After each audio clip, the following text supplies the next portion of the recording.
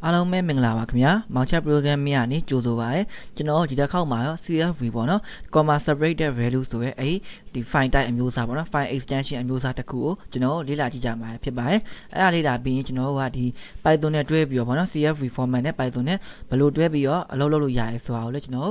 ်လေ့လာမှာဖြစ်ပါတယ်အဲ့ဆိုကျွန်တော်စလိုက်ကြအောင်အဲ့တော့ကျွန်တော်ဒီ CSV ဆိုတာကျွန်တော်ဒီ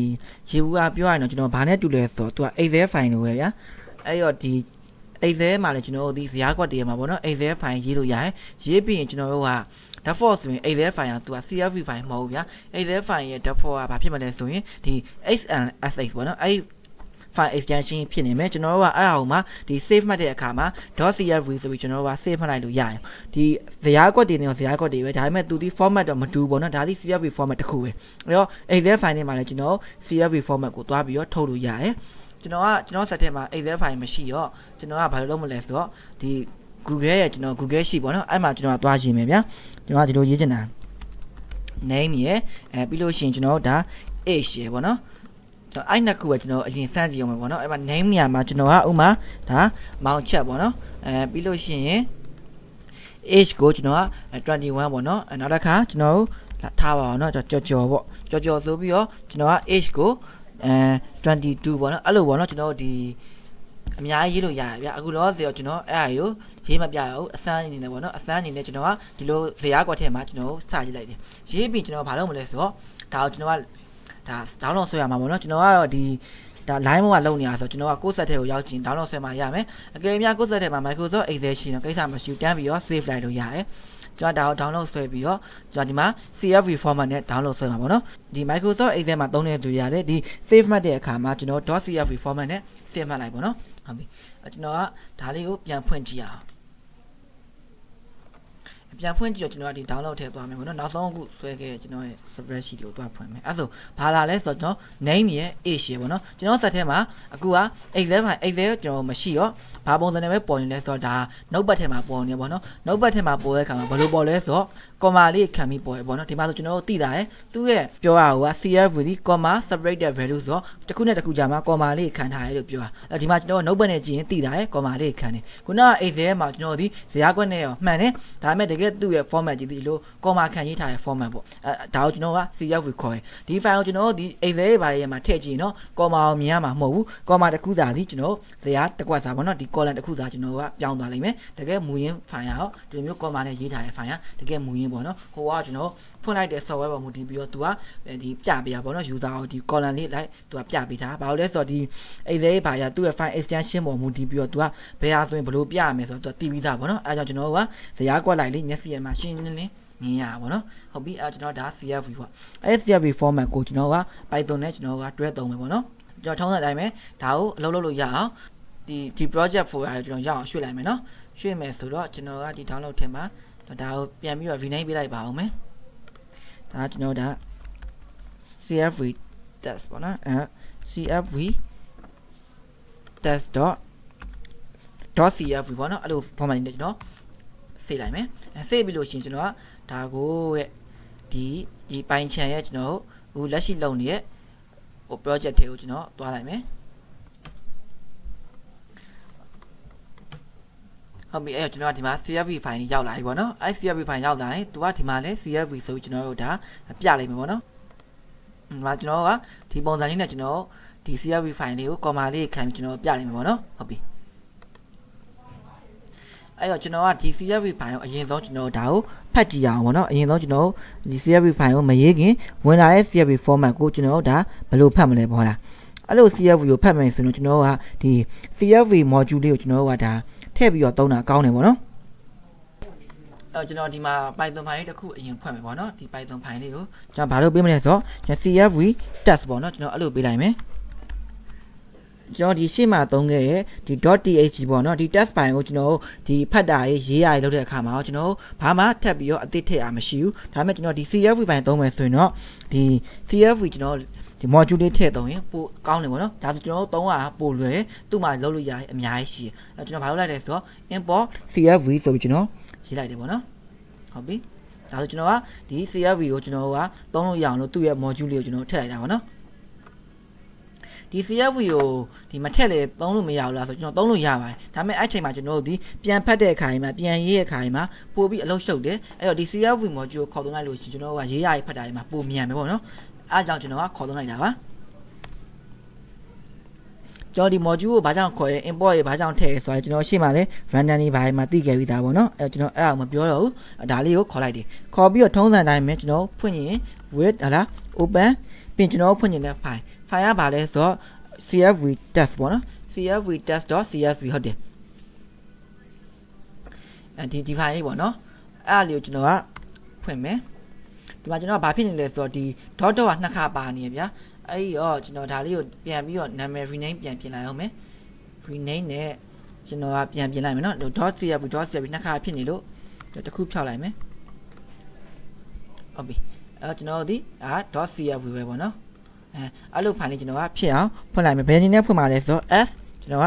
file ကြီးနဲ့ပေါ့နော်ဒါကျွန်တော်ဒါ file ဆိုရဲ variable နဲ့ကျွန်တော်ဖွင့်မယ်ဆိုတဲ့သဘောပေါ့နော် file ဆိုရဲ variable မှာကျွန်တော်ဒီ open CSV ကပြန်ပြီးတော့ return ပြန်လာမယ် object ကိုကျွန်တော်ဒါတင်ထားမယ်ပေါ့ file ထဲမှာတင်ထားမယ်ဟလားကျွန်တော်ဒါ file ဆိုပြီးကျွန်တော်ကဖွင့်ပြီးသွားပြီအဲ့ file ကိုကျွန်တော်က CSV format နဲ့ဖွင့်မှာအဲ့လိုဖွင့်ရင်လို့ရှိရင်ကျွန်တော်တို့ဒီ CSV ရဲ့ module ကိုခေါ်သုံးလို့ရတယ် module ခေါ်သုံးမယ်ဆိုတော့ CSV dot ဆိုတာလေးပါမယ်ပြီးတော့မှသူ့ထဲမှာရှိတဲ့ကောင်လေးပါမယ်ဟလားအယိုးရှင်းဆုံးကကျွန်တော်က reader ဆိုတဲ့ကောင်ကအယိုးရှင်းဆုံးပဲအဲ့ဒါနဲ့ကျွန်တော်အရင်ဖတ်ကြည့်မယ် reader ဆိုပြီးကျွန်တော်ကဘာကိုဖတ်မှာလဲအဲ့တော့ file ကိုကျွန်တော်ကဖတ်မှာဟလားဖတ်ပြီးကျွန်တော်ဒါလေးကို print ထုတ်ကြည့်အောင် print အဲ့ဒီမှာကျွန်တော်က variable တစ်ခုကျင်းမှာကျွန်တော်သိမ်းခဲ့မယ်ပေါ့နော်အဲ့တော့ဒါကိုကြာတော့ကျွန်တော်က CSV file ကိုကျွန်တော်ပေးလိုက်မယ်ဟုတ်ပြီပေးပြီးတော့ကျွန်တော်က CSV file ဆိုပြီးတော့ကျွန်တော်ကထည့်လိုက်မယ်ကျွန်တော်ဒါ run ကြည့်အောင်ကျွန်တော်ဒီမှာဆိုတော့ကျွန်တော်ဘာပေါ်လာလဲဆိုတော့အဲ့မှာရှိရဲ့အထဲမှာရှိရဲ့ကောင်လေးပေါ်မလာဘူးဘာပဲပေါ်လဲဆိုတော့ဒီ CSV reader object ကြီးရဲ့ကျွန်တော်ဒီ address ပေါ့နော်အဲ့ memory address ကိုကျွန်တော်တို့ပေါ်လာတယ်ဟုတ်ပြီကျွန်တော်တို့အထက်ကကောင်လေးဖတ်ချင်ထပ်ပြီးတော့လုံးစရာလေးရှိသေးရပေါ့နော်အရင်ကျွန်တော်တို့ဒီ test file တော့ကလည်းအဲ့လို for နဲ့ပတ်ပြီးကျွန်တော်လုပ်ခဲ့ရရှိရဒါမှမဟုတ်လို့ရှင်read line တို့ read တို့အဲ့လိုဖတ်ခဲ့ရရှိရပေါ့နော်ဒီမှာလည်းကျွန်တော်ကအဲ့လိုဖတ်ဖို့အတွက်လောက်အောင်မယ်ပေါ့နော်ဟုတ်ပြီအဲ့တော့ကျွန်တော်ကဘယ်လိုလုပ်မလဲဆိုတော့ for ကျွန်တော်က line ပေါ့နော် line in CSV file ဆိုပြီးကျွန်တော်ကရေးလိုက်မယ်အဲ့လိုရေးပြီးတော့မှကျွန်တော်က line ကိုထုတ်ကြည့်မယ်ဟုတ်ပြီအဲ့ကျွန်တော်ဒါကိုခဏဖြတ်လိုက်မယ်ဒါဆိုတော့ကျွန်တော်ပေါ်လာတယ်ပေါ်လာတဲ့အခါမှာသူကဘယ်လိုပေါ်လာလဲဆိုတော့သူကဒီ list type နဲ့ပေါ်မှာကျွန်တော်ကဒီ CSV module နဲ့တွားပြီးအလုပ်လုပ်မယ်ဆိုရင်ကျွန်တော်ရဲ့ data တွေဒီ list ပုံစံနဲ့သူကဒီပြန်ပြတဲ့အခါမှာ list ပုံစံနဲ့ပြမယ်ကျွန်တော်ရေးတဲ့အခါမှာလည်းကျွန်တော်က list ပုံစံနဲ့ဒါရေးပေးရမယ်ပေါ့နော်အဲ့တော့ဖတ်ရေးကျွန်တော်ဒီ list type ဖြစ်အောင်ပြင်ပြီးတော့မှရေးရမယ်ပေါ့နော်ဟုတ်ပြီအဲ့ဒီချက်ကျွန်တော်သိထားဖို့လိုရယ်ဒါဆိုကျွန်တော်ဒီကျွန်တော်ထဲမှာပါရဲ့ဒီ၃ခုပေါ့နော်အဲ့၃ခုကျွန်တော်တကြောင်ချင်းဒီပြန်ဖတ်လို့ရသွားပြီပေါ့နော်နောက်တစ်ခုကကြာကျွန်တော်ဒီ CSV file ကိုကျွန်တော် Python ကနေပြီးတော့ပြန်ရေးမှာပေါ့နော်ကျွန်တော်ရေးနေဆိုတော့ဘယ်လိုလဲဆိုတော့ဒီမှာလာပြီးတော့ကျွန်တော် write ဆိုတာကိုကျွန်တော်ပြင်ရမယ်ဟလားအဲ့တော့ကျွန်တော်ကဒီမှာ write လို့ကျွန်တော်ကပြင်လိုက်တယ်เนาะပြင်ပြီးရင်ဒီမှာလဲ file တစ်ခုကိုကျွန်တော်တက်တက်ပေးရမယ်နှိမ့်ဖို့ဆိုရင်ကျွန်တော်ရှိပြီးသားဒီ file ကြီးမှာထပ်ပြီးတော့ override တွေဖြစ်ကုန်မယ်အဲ့လိုမဖြစ်အောင်ကျွန်တော်က CSV ကျွန်တော်ကဒါကိုဒါ write ပေါ့เนาะအဲ့လိုရေးလိုက်မယ်အဲ့လိုပေးလိုက်မယ်ပေးပြီးကျွန်တော်ကဒါအဆင်ပြေသွားပြီဟုတ်ပြီကျွန်တော်ကအဲ့လိုပြီးသွားရင်ဒီခါလဲ CSV ကျွန်တော်က CSV dot ဆိုပြီးသုံးမယ်ဒါပေမဲ့ခုနကဖတ်တော့ကကြာ CSV dot reader အခုကြာပါလဲဆိုတော့ CSV dot ကျွန်တော်ကဒီ writer ဆိုတော့သုံးရမယ်အဲ့ဒါဘာလို့လဲဆိုတော့ကျွန်တော်ခုနကဖွင့်ပြီးသား file ဆွဲကောင်လေးကိုလှမ်း write မှာအဲ့လိုကျွန်တော်ကရေးရတယ်နော်ရှေ့ကကျွန်တော်ဟို reader မှာကလည်းအဲ့လိုရေးပေးရတယ်ဒါတော့ကျွန်တော်ဒီ CSV module ကိုခေါ်သုံးလို့ရှိရင်ဒီအကြောင်းလေးတော့ကျွန်တော်ဒါထပ်ပြီးတော့ပို့သွားရပေါ့နော်ကျွန်တော်အစက test file နေမှာက module ခေါ်မှာတော့နော်ဒီလိုမျိုး writer reader ဆိုအကြောင်းတော့မပါဘူးပေါ့နော်အခုကဒါလေးကပို့သွားရဟုတ်ပြီအဲ့လိုဖတ်တဲ့ကောင်ကျွန်တော်ကတခု variable တစ်ခုရဲ့မှာသိမ်းခဲ့မယ်ပေါ့နော်ဘာလို့လဲဆိုတော့ဒီ function ကြီးဒီလဲကျွန်တော်ကိုဟိုဟာပြန်ပေးပါဗျာ object တစ်ခုကိုပြန်ပေးမှာအဲ့ object ကိုကျွန်တော်ကဒီမှာလက်ခံခဲ့လိုက်မယ်အဲ့ကျွန်တော်ကဒီမှာဆိုရင် CSV file ဆိုတဲ့အထက်မှာကျွန်တော်လက်ခံခဲ့လိုက်မယ်အဲ့ကျွန်တော်ကဒီ CSV file ကိုပြန်ပြီးတော့ရေးမယ်ပေါ့နော်ရေးမယ်ဆိုတော့ CSV file. ဒီမှာလဲကျွန်တော်ကဒီဟိုရှိရဗျာဒီ right ကိုမှ तू က right row ရှိမယ် right row ဆိုရင်ကျွန်တော်ဘယ်လိုလုပ်မလဲဆိုတော့တကြောင် तू ကရေးပေးသွားမယ်ပေါ့နော်အဲ့ဒီ right row မှာကျွန်တော်ကအကယ်၍ s ထည့်မယ်ဆိုရင်ကျွန်တော်ဒီ right row ဆိုရင်ကြတော့ row ကြီးအများကြီးကို तू ကဒီပိုင်းနဲ့ထည့်ရေးသွားမယ်အဲ့ကျွန်တော်ကဒီ row right row နဲ့အရင်စမ်းကြည့်မယ်အဲ့ကျွန်တော်ပြောခဲ့ရ CSV file ကြီးဆိုရင်ကျွန်တော်ဒီ list format နဲ့ကျွန်တော်ရေးမယ်ပေါ့နော်ဟုတ်ပြီအဲ့မှာကျွန်တော်ကမောင်းချက်ပေါ့နော်မောင်းချက်ကောက comma 21အဲ့လိုရေးလိုက်မယ်ဒါပြီးကျွန်တော် run လိုက်မယ် run လိုက်ပြီကျွန်တော်ဘယ်သွားကြည့်မလဲဆိုတော့ cfv right ဆိုတဲ့ဟာကိုသွားကြည့်မယ်ဒီမှာဆိုရင် mounted 21ဆိုပြီးတော့ပေါ်လာပြီပေါ့နော်ဟုတ်ပြီဒါကကျွန်တော်ကနောက်တစ်ခါတစ်ကြောင်းထပ်ရေးခြင်း right row နောက်တစ်ခါထပ်ရေးခြင်း right row အဲ့လိုနဲ့ကျွန်တော်တို့ဒီရေးသမျှအကြောင်းတွေကိုရေးနေရမှာဟုတ်လားအဲ့လိုလုံးမ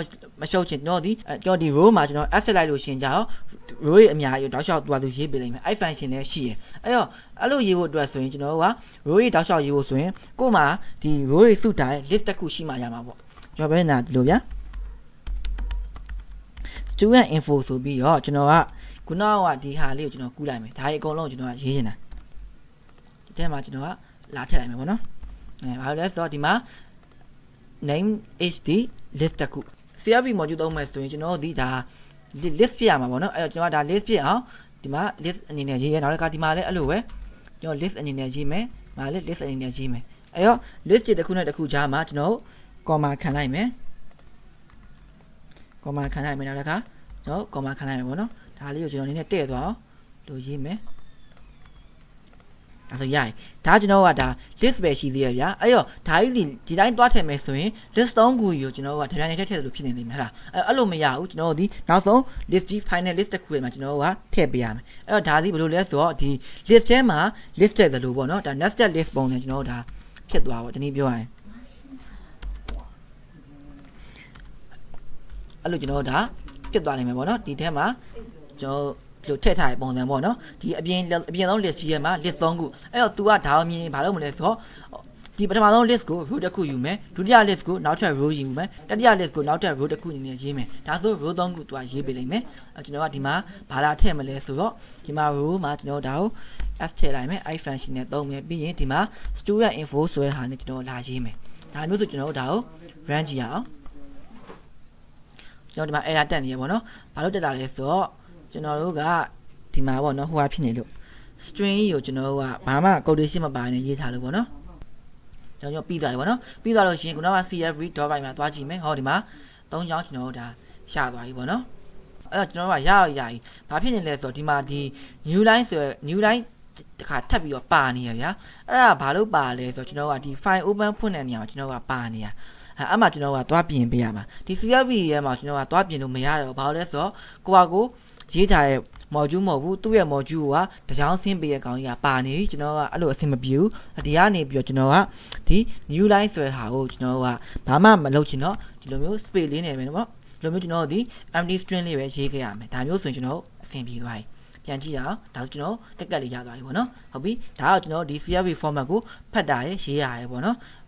နောက်တစ်ခုကကျွန်တော်တို့ကဒီ CSV format ကိုကျွန်တော်က dictionary ကိုလည်းကျွန်တော်ကဖတ်လို့ရတယ် dictionary ဖတ်လို့ရတယ်ဆိုတာဒီအတွင်းထဲကကောင်းလေးပေါ့နော်ဒီကောင်းလေးကျွန်တော် dictionary ဖြစ်ရင်ကျွန်တော်ဖတ်လို့ရတယ်ဒါပေမဲ့နောက်ဆုံးအပြင်မှာကိုထည့်မဲ့နောက်ဆုံးထည့်ခဲ့မဲ့ကောင်းကြီးကဘာပဲဖြစ်ရမလဲဆိုတော့ list type ပဲဖြစ်ရမယ်ပြောချင်တာဒီအပြင်ဆုံးကကျွန်တော်ဒီ list ဖြစ်ရမယ် list ထဲမှာတော့ dictionary ဘာကြီးဆိုလဲကျွန်တော်ထည့်လို့ရတယ်အဲ့လိုဟာကြီးရောကျွန်တော်အခုလောဆယ်မပြောသေးဘူးတကယ် project ရေးမယ်ဆိုရင်တော့ကျွန်တော်လိုအပ်ရင်ကျွန်တော်ပြောပြမယ်ပေါ့နော်ဟုတ်ပါပြီအဲ့တော့ကျွန်တော်ဒါရော CSV format လေးပေါ့နော်အခုလောဆယ်ကျွန်တော်က test ရဲ့ CSV ရဲ့နှစ်ခုတင်ပြီးဆိုတော့အဲ့နှစ်ခုကိုကျွန်တော်မရောအောင်သေချာလေးပြန်ကြည့်စေခြင်းနဲ့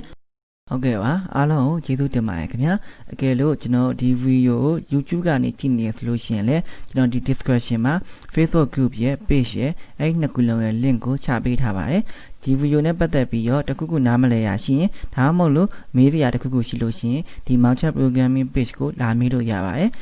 ပြီးတော့ဒီ page လေးမှာဒီ Python basic series အပြင်ကျွန်တော်နောက်ထပ် article လေးနောက်ထပ်အကြောင်းအရာလေးကိုလည်းကျွန်တော်တင်ပေးတော့မှာဖြစ်ပါတယ်အဲဒီတော့ကျွန်တော်ဒီ page လေးကိုလည်း like လုပ်ထားသေးချင်ပါတယ်နောက်တစ်ခုကတော့ဒီ Facebook group ပါဒီ group ထဲမှာကြာတော့ကျွန်တော်တို့ကဒီ video လေးကို guideline လေးနဲ့တေချာကြည့်ပြသွားအောင်လို့စီစဉ်ပေးထားပါတယ်အဲဒါကြောင့်ဖြစ်နိုင်ရင်ကျွန်တော်ဒီ group လေးကိုလည်းဝင် join သေးချင်ပါတယ်ခင်ဗျာအားလုံးကျေးဇူးတင်ပါတယ်ခင်ဗျာ